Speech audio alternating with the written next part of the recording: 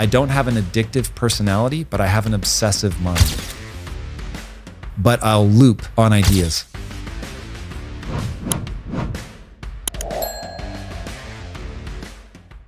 You mentioned the anxiety that comes with that self-awareness now.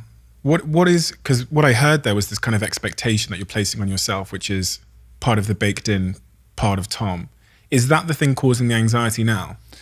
Anxiety is really complex. So let's start with diet. The biggest change that I've made to my anxiety was stopping drinking sugar-free Monster, which I love, by the way. Absolutely love them.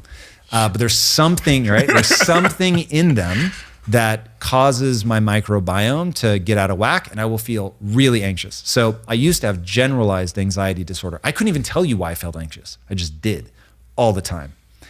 And finally, I realized there was a component of diet, so I no longer get generalized anxiety. Now, I will still get anxious if I'm dealing with something that's really, like, the stakes are really high and it really matters to me. So I've had to learn meditation that changed my life in ways that I can't even convey. So that's been really important. But and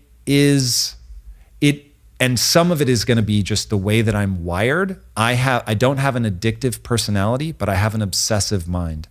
Now, my obsessive mind has led to my success because I will think about problems all the time.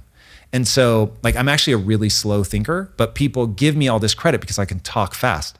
But I talk fast because I've thought about it obsessively for days, weeks, months, years, depending on what thing we're talking about. But that rumination, in fact, I was just talking to a guy that he doesn't like the term hypnotherapy, but everybody will understand that idea. So he's really well-versed in hypnosis. And he said people break into 3 personality types. And the personality type that struggles the most is the personality type that both experiences the world incredibly emotionally, but then has an analytical mind that ruminates on the emotions. And that's where I'm at. So I experience the emotional gamut of life, and it's incredible. I would never want to not. It's wonderful. Life is a roller coaster of incredible highs and lows, and meditation and my belief system allow me to even that out so that I never get too out of whack in any direction. But I'll loop on ideas. And if it's a negative idea about myself, I'll loop and loop and loop and loop and loop. And so that's why I said at the beginning, what you allow yourself to repeat is really going to determine the quality of your life. And so I have to really get good at interrupting that. So that's why meditation is the key for me to dealing with anxiety. Like, as I can feel it ratcheting up, it's really my mind ruminating on all the ways that it could go wrong.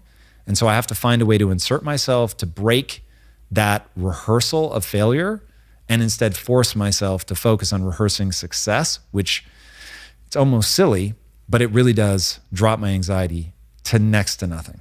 But I have to really forcefully insert myself.